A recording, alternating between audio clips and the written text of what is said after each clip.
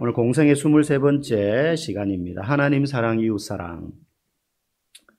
지금 바리새인들과 사두개인들이 연달아서 예수님께 찾아와서 예수님을 곤란하게 만드는 시험에 들도록 할 만한 질문들을 계속했지만 판판이 깨지고 돌아갔습니다.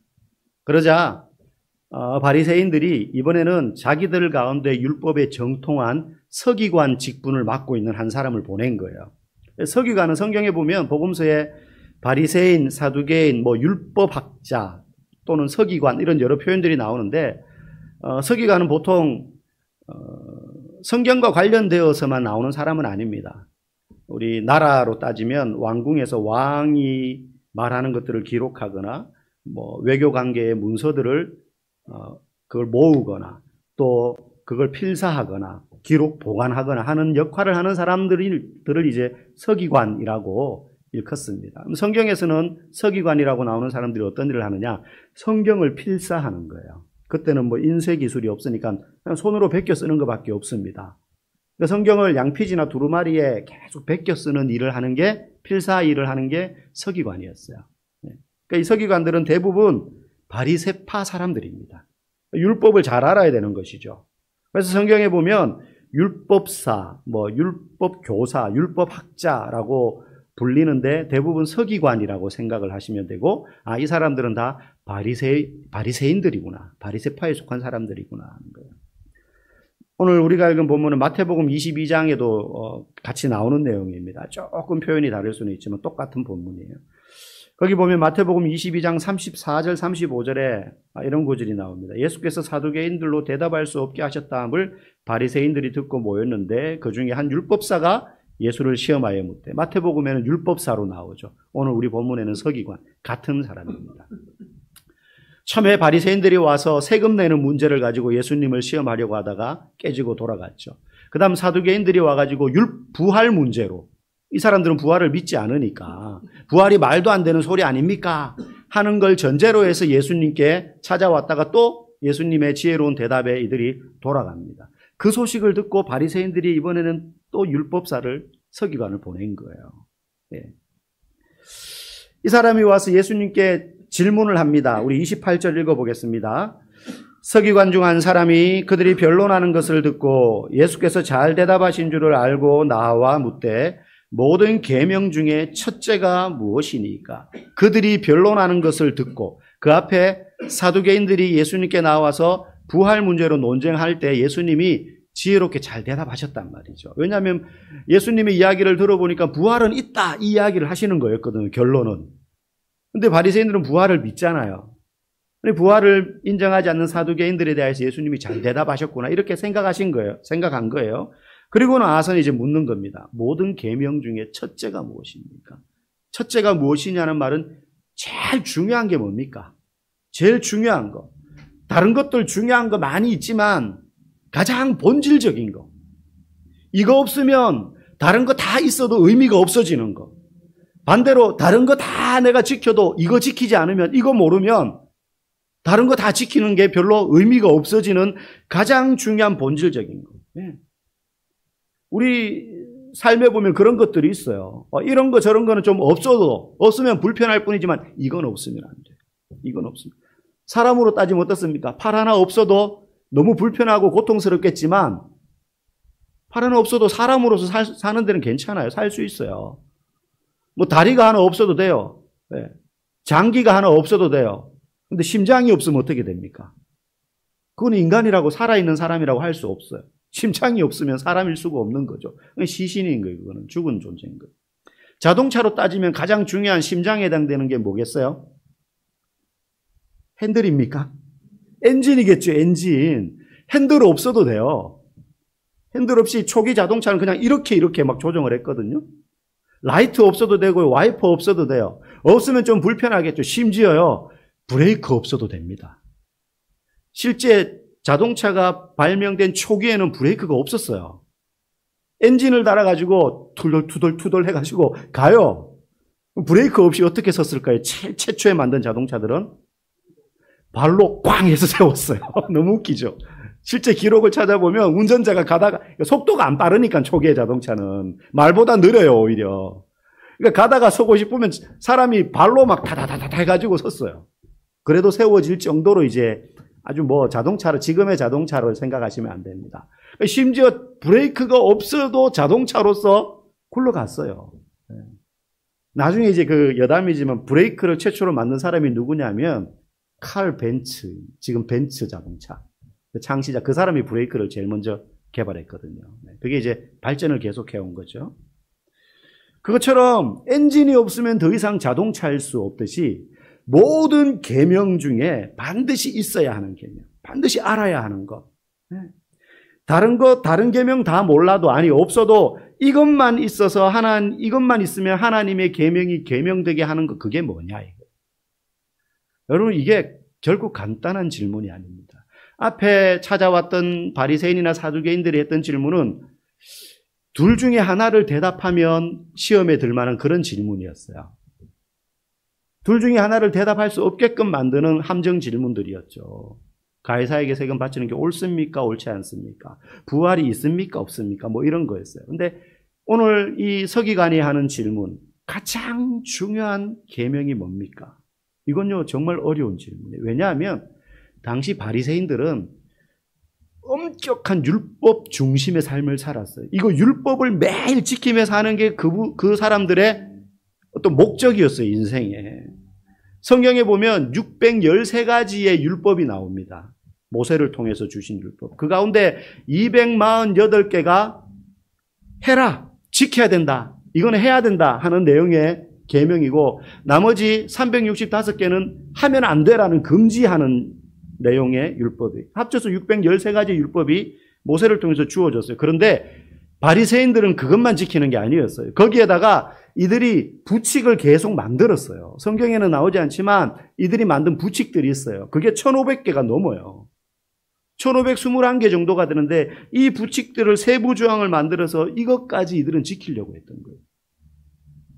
예를 들면 여호와의 이름을 망령되이 일컫지 말라. 십계명의 제3번째 계명. 이걸 지키려고요. 바리새인들은 평생 여호와라는 이름을 부르지 않았어요.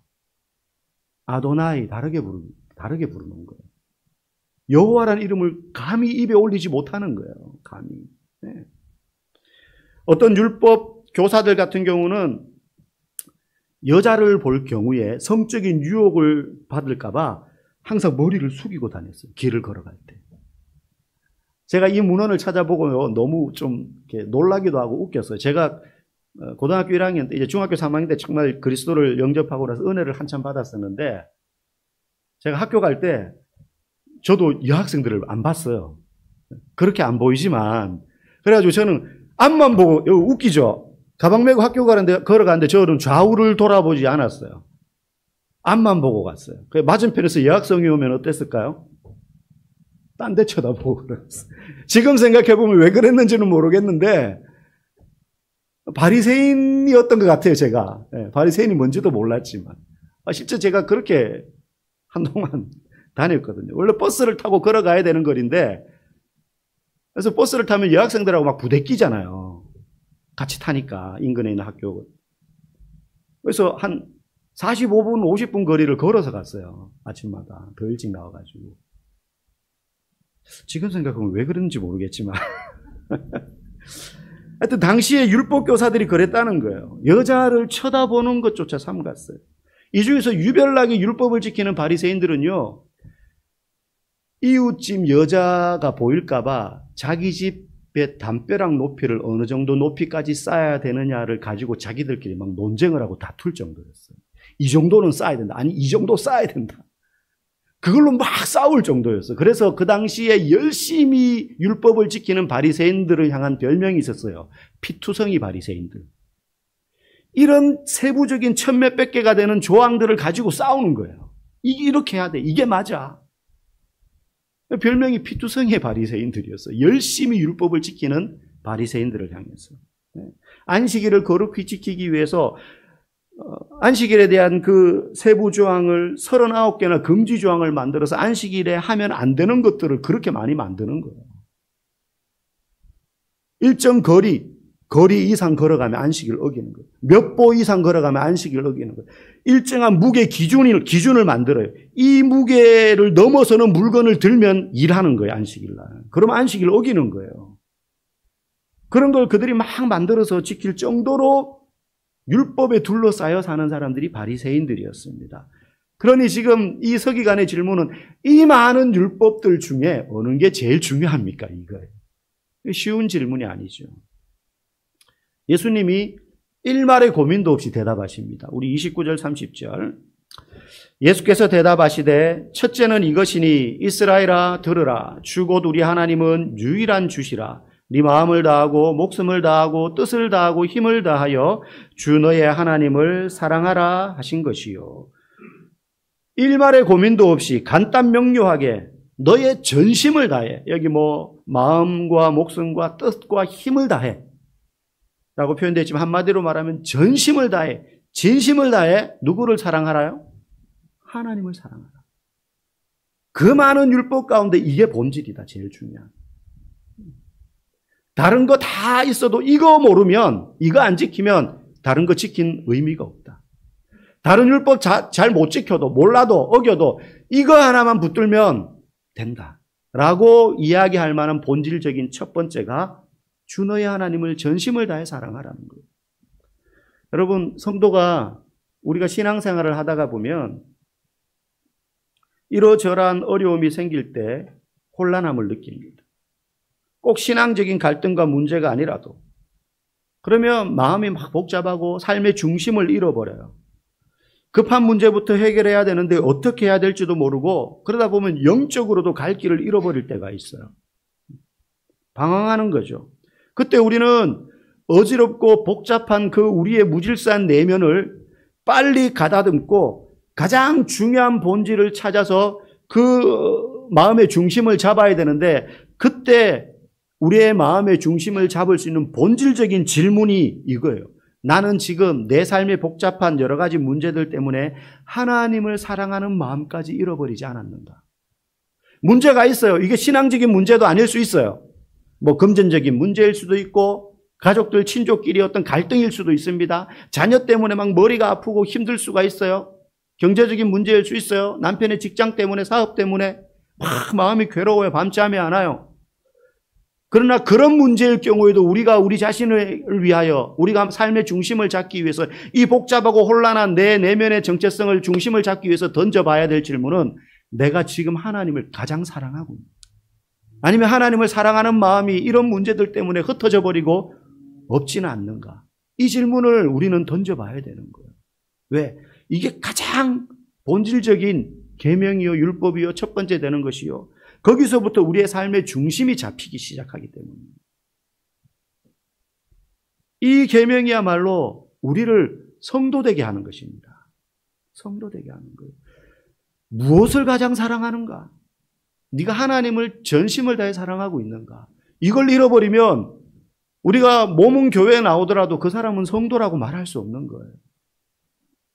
문제들로 인해서 내 삶이 갈 바를 알지 못하고 헤매고 삶이 흔들려도 하나님을 전심으로 사랑하는 것을 최우선으로 삼을 수 있다면 문제는 문제대로 있다 하더라도 내 삶이 다시 하나님 앞으로 나아가게 되면서 다시 제자리로 찾아 들어갈 수 있는 거예요.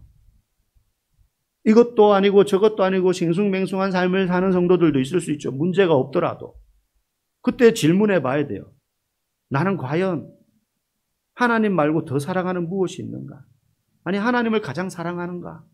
이 질문을 해야 내 지금 삶의 중심이 어디에 자리 잡고 있는지를 발견할 수 있는, 깨달을 수 있는 거예요. 오늘 이 예수님의 대답 29절 말씀에 보면 관주, 기역 표시가 되어 있죠. 거기 밑에 보면 여러분 성경에도 보면 그 기역 따라서 내려가면 신명기 6장 4절 표시가 되어 있을 거예요. 그래서 신명기 6장 4절을 펴보면 이 말씀이 나와요. 마음을 다하고 목숨을 다하고 힘을 다하여 주 너의 하나님을 사랑하라. 그러니까 예수님이 지금 하시는 이 말씀은 생전 처음 예수님이 하는 말이 아니라 이미 구약 성경 이 질문을 한 서기관도 너무 잘 아는 쉐마 이스라엘, 들으라 이스라엘아 하면서 모세가 이스라엘 백성들에게 선포했던 그 말씀 중에 처음 나오는 대목이에요. 신명기 6장 4절에 이 구절이 나온다는 거예요. 그 말씀을 모세가 가르쳤을 때가 언제냐 하면 이제 가나안 땅을 향하여서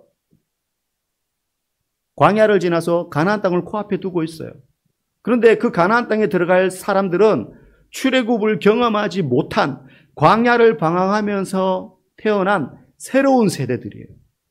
40년의 그 광야 기간 동안 이 새로운 세대들만 여호수아와 갈렙이 지도자가 되어서 가나안 땅에 그들을 데리고 들어갈 거예요. 그래서 모세가 시내산 율법을 받아서 가르칠 때에는 그 율법을 듣지 못했거나 어려서 몰랐던 새로운 세대들에게 그 율법을 다시 가르치면서 하는 이야기예요. 이 사람들이 이제 가나안 땅에 들어가야 되니까. 그래서 이렇게 말하는 거예요. 잘 들어라. 너희는 이제 가나안 땅에 들어간다. 그런데 거기는 아무것도 없는, 아무도 살지 않는 빈 땅이 아니다. 그 가나안 땅에는 이미 가나안의 7 토착 부족이 살고 있다. 그러므로 거기는 이방인의 땅이요, 우상숭배의 땅이요, 그런 문화의 땅이야. 그곳에 들어가면 지난 40년간 광야에서 누려본 적 없는 안전함, 더 이상 떠돌아다닐 필요 없고, 그리고 풍족함, 하늘에서 하나님이 먹을 거 만나주고 할 때를 기다릴 게 아니라 너희가 땅에서 터전을 삼고 곡식의 씨앗을 뿌리면서 그 땅에서 목축을 하면서 풍족함과 안전함을 경험하며 누리며 살게 될 거야. 젖과 꿀이 흐르는 땅이니까. 그런데 그럴 때 너희들이 결코 잊어서는 안 되는 것, 그게 있어. 그게 뭐냐? 바로 너희는 하나님의 백성이라는 사실이야. 거기는 이방인의 땅이요, 우상숭배의 땅이요, 그런 문화의 땅이지만 그곳의 풍습과 종교적인 관습을, 문화를 따르지 않고 하나님의 백성처럼 살려면 하나님의 법을 알아야 돼 하면서 율법을 다시 가르쳐 주는데, 그때 제일 먼저 언급한 게 이거예요. 주 너의 하나님을 전심을 다해 사랑하라. 사랑하라. 그 많은 계명 중에 이게 가장 중요하다라고 예수님이 지금 이야기하고 있는 것입니다. 하나님 나라 백성으로서 가나안 땅의 새로운 환경에 거기 들어가서 살게 될 때 다른 거 다 지켜도 이거 안 지키면 다른 거 지키는 거 의미가 없고, 반대로 이거 지키면 다른 거 못 지켜도 하나님의 백성이 될 수 있다. 그 이야기를 지금 하고 계신 거예요. 여러분, 오늘날 성도인 저와 여러분들에게도 마찬가지예요. 여러분, 성도를 성도되게 하는 것들이 많이 있습니다. 기도 생활하는 것, 교회 다니는 사람이니까 하는 거죠. 헌금 생활, 예배 생활, 주일 예배, 수요 예배, 또 새벽 예배, 성경을 읽거나 교회에서 봉사하고 또 직분을 받고 등등등, 이런 것들이 성도를 성도되게 하는 것들입니다. 성도이기 때문에 하는 것들이에요. 이걸 옷으로 비유하자면, 여러분, 옷 중에 제일 중요한 게 뭘까요? 여러분 입는 옷 중에, 지금 입고 있는 옷 중에 제일 중요한 옷이 뭐예요? 제일 비싼 옷이 제일 중요합니까? 반스가 제일 중요해요. 반스가. 속옷이 제일 중요합니다. 여러분, 아무리 지금 껍데기 막 이거 유명한 디자이너 옷이야 하는데 속옷 안 입고 지금 여기 그거 입고 앉아 계신 분 계십니까? 아무도 없죠. 네. 겉옷은 대충 입어도요, 뭐 아무리 비싼 속옷을 꼭 입어야 돼요. 속옷을 꼭 입어야 돼요. 저도 가끔 이제 집에 이제 쓰레기 버리러 분리수거장에 나가면 집에서는 그냥 추리링 아니면 사각 트렁크 이런 거 입고 있을 수 있잖아요. 근데 쓰레기 버리러 나갈 때 그 복장으로 못 나가지 않습니까? 그렇다고 또 쓰레기 버리러 나가는데 또 막 다시 청바지 갈아입고 티셔츠 남방 입고 넥타이 이렇게 못 가잖아요. 그럼 어떻게 합니까? 그냥 그 속옷 위에 긴 외투 같은 거, 뭐 패딩이나 점퍼 긴 거 그런 거 하나 걸치고 내려갈 때도 있죠. 근데 어느 정신 나간 사람이 알몸인데 겉옷만 걸치고 나가는 사람은 없어요. 속옷이 제일 중요해요. 속옷이. 여러분, 하나님을 사랑하지 않으면서 신앙생활을 열심히 하는 사람은 속옷 안 입고 겉옷만 계속 받고 있는 거랑 똑같은 거예요. 성도를 성도되게 하는 것은 겉으로 보여지는 종교적인 열심, 내가 받은 직분, 목사가 성도들이 나를 어떻게 평가하고 바라보는지, 그것에 의하여서 내가 성도되는 게 아닙니다. 저분은 참 집사님다워. 여러분, 그걸로 성도되는 게 아니에요. 그거는 극히 일부분 보여지는 거예요. 솔직한 말로 여러분, 제가 집에서 어떻게 생활하는지 못 보셨잖아요. 보시면 깜짝 놀랄 겁니다. 아마 여러분, 목사님이 저런 복장으로 다녀부터 시작해서 목사님의 애들하고 저런 식으로 대화를 해? 뭐 이런 거 많을 거예요. 뭐 제가 이렇게 자신 있게 말하는 이유는 여러분들도 집에서의 모습이 저와 별로 다르지 않을 거라고 확신하기 때문에 그래요. 네. 자녀들한테 물어보면 다 합니다. 제가 여기서 차마 저희 아내 별명을 말할 수는 없어요. 제가 밥을 계속 얻어먹어야 되기 때문에. 여러분, 사람들이 나를 보면서 평가하는 건 우리를 진짜 성도 되게 하는 게 아니에요.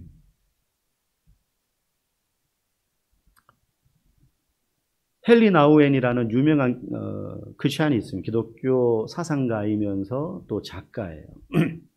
이분이 하버드대, 예일대에서도 가르쳤고 세계 최고의 대학이라는 하버드대에서도 오랫동안 교수로서 가르친 세계 최고의 석학입니다. 그런데 이분이 노년에 신경쇠약에 걸려요. 그래서 캐나다에 소재한 지적 공동체, 발달 공동체, 발달 장애를 가지고 있는 사람들이 모여 있는 공동체인 라르시 공동체라는 곳에 가서 생활을 하게 돼요. 거기서 10년간 지내다가 돌아가시거든요. 그곳에서 10년간 지내면서 이분이 일기를 썼는데 그게 이제 책으로 나온 게 라르시의 일기라는 책이에요. 그 책에 보면 초반부에 이런 얘기가 나와요. 이분이 이제 처음 라르시에 갔는데 거기 있는 사람들은 다 지적 장애가 있는 분들이에요. 일반인들하고의 의사소통이 제대로 안 되는 거죠. 그래서 이제 거기를 찾아갔는데 대뜸 그 사람들이 묻는 거예요. 당신 누구요? 당신 누구야? 뭐 밑도 끝도 없죠, 이제 그분들은. 이분이 이제 소개하면, 저는 하버드대에서 학생들을 가르치고 있는 헨리 나우엔이라는 사람입니다. 이 사람들이, 하버드가 뭐야? 묻는 거죠. 하버드가 뭐야? 누구나 다 아는, 더 이상 설명이 필요 없고, 가장 공부 잘하는 똑똑한 사람들이 누구라도 가서 공부하고 싶은 대학, 그곳, 하버드 아닙니까? 근데 설명을 할 수가 없는 거예요, 그거를. 그리고 이제 이분들이 또 대뜸 물어요. 사람들이 왜 공부하려고 해? 왜 공부하고 싶어 해요? 자기는, 이 헨리 나우엔 교수는 세상이 나를 평가하는 기준, 자기의 사회적인 지위, 쌓아놓은 어떤 명성, 이런 가치로 자기를 설명하는데, 뭐 세계 최고 대학의 석학, 교수, 기독교인, 뭐 유명한 인플루언서, 뭐 이런 걸로 자기를 설명해 하는데 이분들은 계속 본질적인 질문을 하는 거예요. 사람이 왜 공부해? 이분이 그날 저녁에 일기에 이렇게 써요. 여기에 있는 분들에게 내가 얼마나 대단한 인물인지 설명하기가 나는 너무 어려웠다. 그런데 어쩌면 나의 오래된 영혼의 방황이 여기서 끝이 날 것 같다. 왜냐하면 이들은 신이 인간을 대하는 방식과 가장 유사한 방식으로 나를 대하고 있다. 오직 나의 이름 헨리로. 이 사람이 하버드대 교수요. 이제까지 어떤 책을 몇 권이나 썼고 얼마나 많은 강연을 했고 얼마나 많은 세계를 돌아다녔고 하나도 중요하지 않은 거예요. 이전에 이 사람을 평가하던 사람들의 시선, 사람들이 이 사람에게 부여하던 가치 아무런 관심도 없어요. 이 사람들은. 여기에 있는 사람들은. 여러분, 우리는 끝없이 나를 세상이 어떻게 평가하는지에 매달려요. 내가 이룬 성공, 내가 쌓은 명성과 재물, 내가 남긴 업적, 사람들에게 끼친 영향력이 어떤지에 따라서 사람들이 그걸 가지고 나를 평가하는 게 나라고 생각해요. 교회에서도 나의 직분과 내가 한 수고와 나의 영향력이 나라고 생각해요. 심지어 내가 하나님을 위해서 한 종교적인 열심, 그걸 열심히 다 했으니까 다른 사람보다 하나님이 나를 특별히 더 예뻐하실 거라고 생각해요. 복을 더 많이 주실 거라고 생각해요. 아닙니다. 하나님이 저와 여러분들을 평가하는 기준은 그런 건 겉옷이에요, 겉옷. 빤스 뭐 입고 있냐? 너 지금 빤스 입고 있냐? 속은 알몸인데 겉옷만 화사한 걸로 덧입고 있지 않냐? 하나님 앞에서 우리는 그런 겉옷 다 벗어버리고 아무것도 입지 않은 채 맨몸 그대로 서는 거예요. 너가 얼마나 유명한 목사냐? 얼마나 많은 성도들을 양육했냐? 너가 밖에서 직장에서 사회에서 어떤 사람이었냐? 하나님 앞에서 아무런 평가의 기준이 될 수 없다는 거예요. 하나님께서 성도를 평가하는 오직 유일한 기준, 네가 나를 가장 사랑하니? 너가 교회를 위해서, 직장에서 이 많은 사람들을 위해서 너무나 많은 일을 하고 너가 없으면 안 될 만큼, 그 조직이 안 돌아갈 만큼 너가 중요한 역할인 거 알겠는데, 그럼 너는 하나님 나를 얼마나 사랑하냐? 제일 사랑하니? 네 조직보다, 네가 하는 일보다, 네 명성보다, 네가 쌓아 올린 것보다 나를 더 사랑하니? 이걸로 하나님은 우리를 평가하신다고. 나이도 상관없어요. 내가 건강하냐 아프냐도 상관없어요. 예수님이 지금 그 얘기를 하시는 거예요. 가장 중요하다 이게.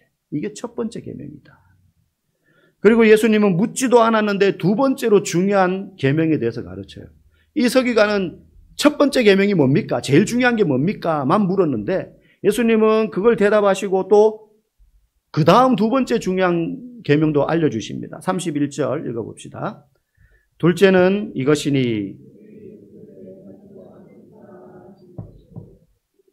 더 큰 계명이 없느니라. 하나님을 사랑하기만 하면 안 된다. 이웃을 네 자신과 같이 사랑하라는 이 계명이 두 번째로 중요한 계명이다. 이 두 가지를 반드시 지켜야 된다는 거예요. 이 둘은 서로 연결되어 있습니다. 여러분, 그 당시 유대인들은 하나님을 사랑하는 걸 어떻게 표현했느냐 하면 제사로 표현했어요. 하나님 앞에 드리는 제사 제도들 있죠. 번제, 소제, 화목제, 속건제, 속제제. 드리는 방식도 소제로 드리는 게 있고 화제로 드리는 게 있고 그렇게 드렸어요. 가급적이면 그 제물을 드릴 땐 절차를 따라 정성을 다해 깨끗하고 준비된 제물로 바쳤어요. 양이든 소든 비둘기든 그렇게 하면 하나님을 사랑하는 거라고 생각했어요. 그런데 예수님은 아니야 라고 말씀하시는 거예요. 하나님을 사랑하는 것은 제사를 잘 드리는 것만으로 되는 게 아니야. 네가 제사를 그렇게 잘 드렸다면 그 마음으로 너의 이웃에 대하여서도 그렇게 대해야 돼. 네가 얼마나 하나님을 사랑하는지를 예배를 통해서 너의 신앙의 모습을 통해서 교회에 와서 표현을 한다면 그 마음을 가지고 이웃을 사랑해야 돼. 그게 하나님을 얼마나 사랑하는지가 증명되는 거야 라고 이야기하는 거예요. 하나님 사랑합니다 하면서 막 20일 30일 금식 기도하고 철야기도 드리고 100일 기도 드리고 1000번째 드리고 하는 걸로 하나님 사랑하는 게 증명되는 게 아니라 이웃을 내 몸처럼 사랑하는 걸로 증명된다는 거예요. 서기관이 예수님의 말씀을 다 듣고 고백합니다. 33절에 우리 읽어보겠습니다. 또 마음을 다하고 지혜를 다하고 힘을 다하여 하나님을 사랑하는 것과 또 이웃을 자기 자신과 같이 사랑하는 것이 전체로 드리는 모든 번제물과 기타 제물보다 나으니라. 이 사람도 예수님의 말씀을 듣고 깨닫는 거예요. 하나님을 그렇게 사랑하고 전심을 다해 이웃을 자기 몸처럼 사랑한 것이 전체로 드리는 번제물, 모든 제사를 온전하게 다 드리는 것보다 더 낫습니다. 맞습니다. 멋들어지게 드리는 예배보다 마음을 다해서 하나님을 사랑하고 나가서 이웃들을 자기 몸처럼 사랑하는 것, 그게 하나님이 받으시는 거라는 거예요. 사랑하는 성도 여러분, 어떤 사람이 이웃을 그렇게 내 몸처럼 사랑할 수 있습니까? 우리 안에 이제 이 말씀을 듣고 나가면 하나님이 사랑의 마음을 막 부어주셔서 사랑하고픈 감정이 막 생기게 되면 사랑할 수 있습니까? 없는 감정을 하나님이 막 불어넣어 주시지 않습니다. 어떻게 해요? 나를 구원하여 주신 독생자 예수 그리스도, 그분을 보내셔서 나를 구원하신 그 하나님의 사랑 때문에 이웃을 그렇게 사랑할 수 있는 거예요. 그러니 하나님을 사랑하는 게 먼저고 그 하나님을 넘치도록 사랑하면 그 사랑이 우리의 마음속에 흘러 들어오는 거예요. 그러면 충만한 사랑으로 이웃을 그렇게 사랑할 수 있게 되는 것입니다. 그러므로 마음과 뜻과 힘과 목숨을 다해 먼저 하나님을 사랑하십시오. 그때 우리의 삶의 중심이 잡히는 겁니다. 복잡한 우리의 삶의 문제가 풀려집니다. 그러면 이웃을 사랑할 수 있는 거예요. 가장 가까운 이웃인 가족과 성도들을 먼저 사랑하십시오. 네.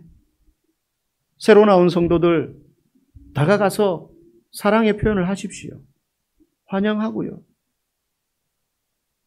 그때 우리 교회가 다른 거 다 잘하지 못해도 하나님 사랑과 이웃 사랑 이걸 통해서 신앙의 본질을 우리가 지켜나가는 그런 건강한 교회, 복된 교회가 되기를 주의 이름으로 간절히 축복합니다.